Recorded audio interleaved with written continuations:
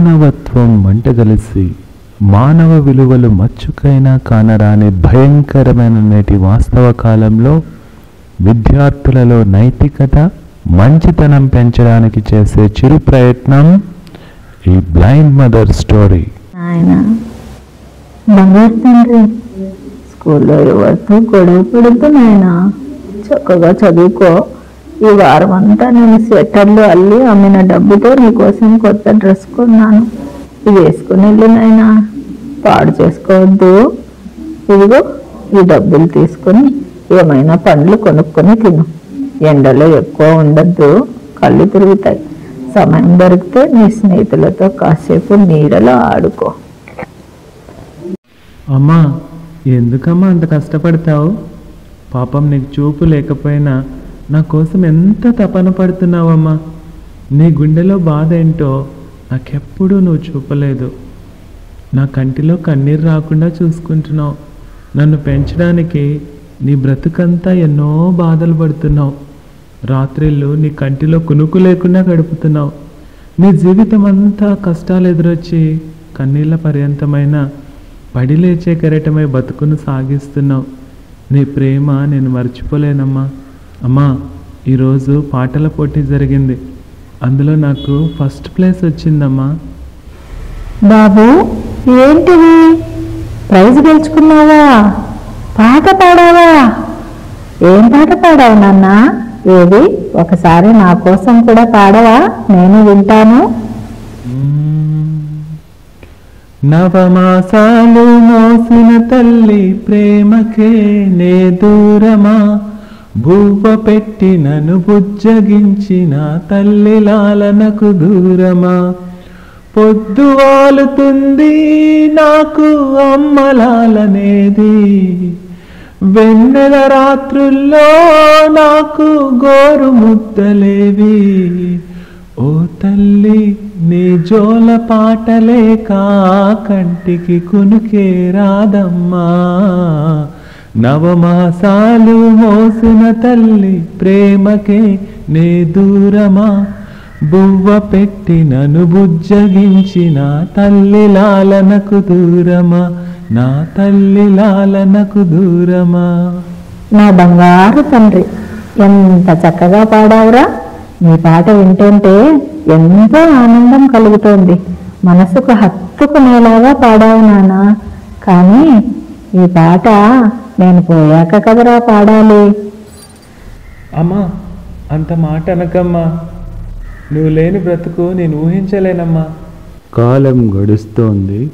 కొడుకు తనను విడిచిపెట్టి వెళ్ళిపోయాడు. పై చదువులకని పట్నానికి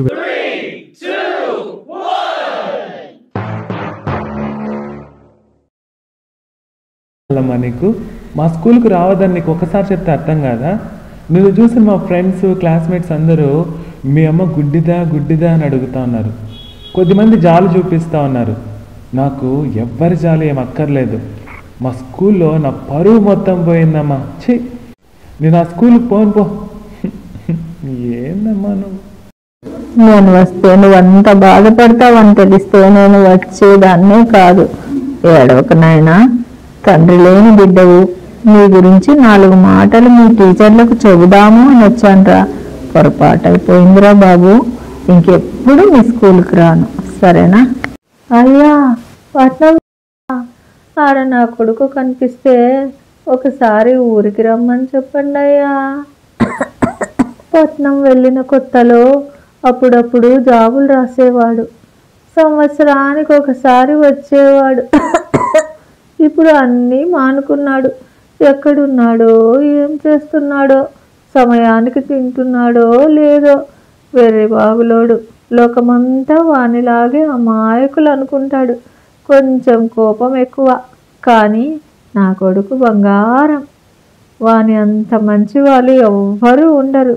నన్ను పైకి కసురుకున్నా వానికి మనసులో నేనంటే ఎంతో ప్రేమ. వాడు ఎక్కడున్నా బాగుంటే చాలు. పెద్దమ్మా, నీ కొడుకు పట్నంలో కనిపించినాడు నాకు. వాడేదో పెద్ద సాఫ్ట్వేర్ కంపెనీలో ఉద్యోగం చేస్తూ ఉన్నాడు. వానికి పెళ్ళి కూడా అయిందమ్మా. 2 కవల పిల్లలంట, నీకు తెలీదా? అయ్యా పిచ్చి తల్లే.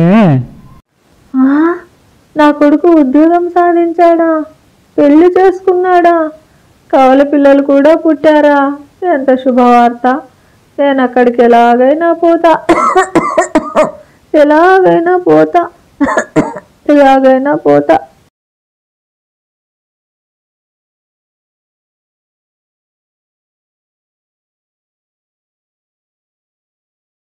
బాబు, ఎవరు నాయనా లోపల? మా ఎక్కడికి ఎందుకు వచ్చావు నువ్వు? నాకు తెలుసులే, నా దగ్గర నుండి నీకు డబ్బులు కావాలి అంతే కదా. నేను ఈ గుడ్డిదాని కొడుకునని తెలిస్తే నా భార్య ముందు, ఆమె బంధువుల ముందు నా పరువు పోతుంది. ఫస్ట్ ఇక్కడి నుంచి వెళ్ళిపో.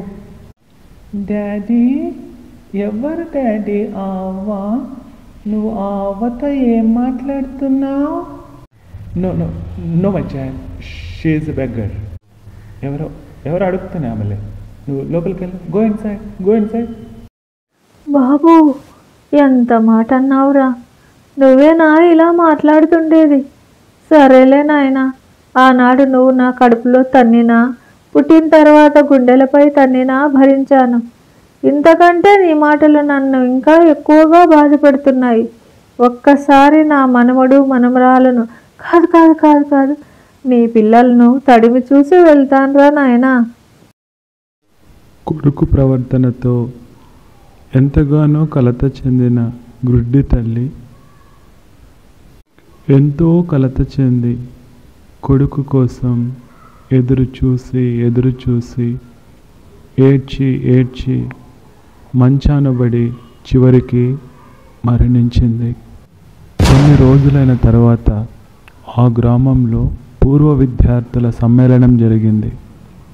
ఆ పూర్వ విద్యార్థుల సమ్మేళనానికి ఆ గుడ్డి తల్లి కుమారుణ్ణి ముఖ్య అతిథిగా ఆహ్వానించారు. ఈరోజు ఇంతమంది మధ్యలో నన్ను మీరు సన్మానించడం నాకెంతో గర్వంగా అనిపిస్తోంది. ప్రతి మనిషి విజయం వెనుక ఎవరో ఒకరుంటారు, కానీ నా విజయం వెనుక నా కృషి, నా పట్టుదల, నా ఆత్మవిశ్వాసం ఉన్నాయి. మీరు కూడా ఎవరో వస్తారు, ఏదో చేస్తారు అని కాదు, మిమ్మల్ని మీరు నమ్ముకోండి. మీ జీవితాలను మీరే చక్కదిద్దుకోండి. ఒరే, ఒక్కసారి పక్కకు వస్తావా? నీది ఒక జన్మనారా. మీ అమ్మ చచ్చేటప్పుడు ఒక ఉత్తరం ఇచ్చి వెళ్ళింది. అది చూసి చస్తావో బతుకుతావో నీ ఇష్టం. తీసుకో. నాయన, నా జీవితంలో ఎప్పుడూ నీతో చెప్పకూడదు అనుకున్న నిజం నీకు చెప్పి చనిపోవాలనుకుంటున్నా. ఆ వాస్తవం నాతో పాటే సమాధి కావాలి అనుకున్నాను.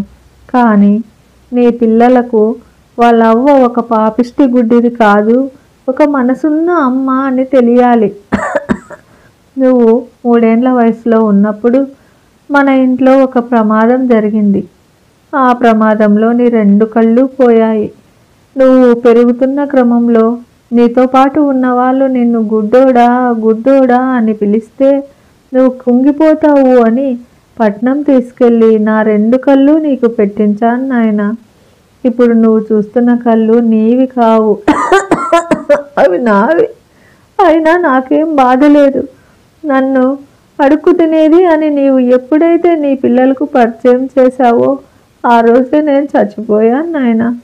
ఈ నిజం తెలిసి ఎలాంటి అఘాయిత్యం చేసుకోకు. నీ ఆరోగ్యం జాగ్రత్త. పిల్లలను నాలాగా అతి గారాభంగా కాకుండా క్రమశిక్షణతో తల్లిదండ్రుల విలువ తెలిసేలా పెంచుకో నాయన.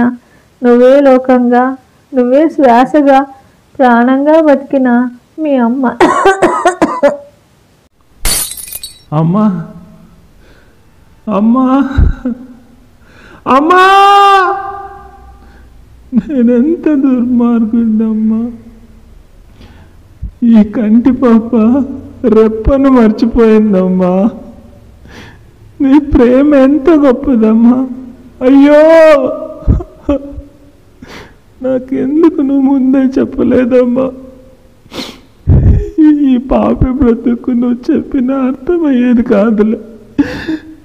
నా గుండె పాషాణం అయిపోయిందమ్మా. అమ్మా అమ్మా, నా కోసం ఎన్ని త్యాగాలు చేసావమ్మా, ఎన్ని నిద్రలేని రాత్రులు గడిపావమ్మా. నిన్ను చీదరించుకున్నా, నన్ను ప్రేమించినావమ్మా. కసురుకున్న కోపం లేదు కదమ్మా. నా స్వార్థం నిన్ను చూసుకున్నా. నువ్వు చనిపోలేదమ్మా. నా ప్రవర్తనతో నేనే నిన్ను చంపుకున్నానమ్మా.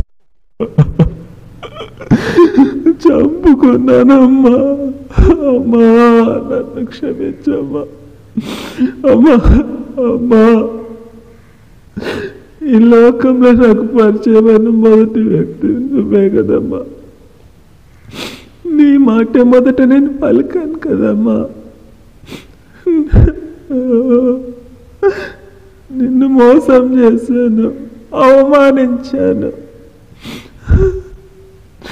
నీ కళ్ళను నాకు ఇచ్చావమ్మా. అయ్యో అయ్యో, నా అవమానం నువ్వు మోసావమ్మా.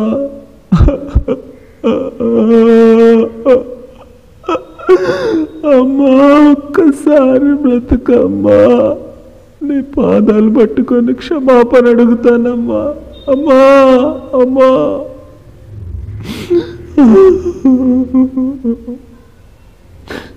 నవమాసాలు మోసిన తల్లి ప్రేమకే నే దూరమా. పెట్టి నన్ను పుచ్చగించిన తల్లి లాలనకు దూరమా. పొద్దు వాలుతుంది నాకు అమ్మ లాలనేది. వెన్నెల రాత్రుల్లో నాకు గోరు ముద్దలేవి.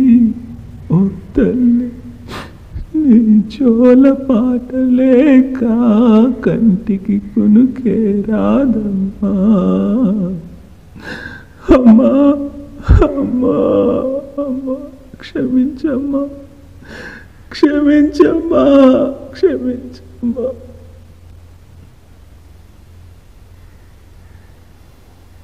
చూసారా, ఒక తల్లి తన కొడుకు ఈ రంగుల లోకాన్ని చూడాలని, ఉన్నత స్థాయికి ఎదగాలని తన కళ్ళనే త్యాగం చేసి తను గుడ్డిదానిలా మిగిలిపోయింది. చివరకు తన బిడ్డ కోసం వేచి ఉండి ఉండి తన ప్రాణాలను సైతం వదిలింది.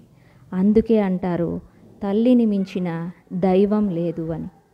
తల్లే మనకు మొదటి గురువు, తల్లి ఒడే మనకు మొదటి బడి, మనకు దారిని చూపే మార్గదర్శే మన తండ్రి. వారి రుణం తీర్చుకోలేనిది. మన కోసం ప్రాణాలను సైతం లెక్క చేయకుండా శ్రమించే మన తల్లిదండ్రులను ఎప్పుడు కూడా నిర్లక్ష్యం చేయకండి. వారిని మించిన సంపద మరొకటి లేదు.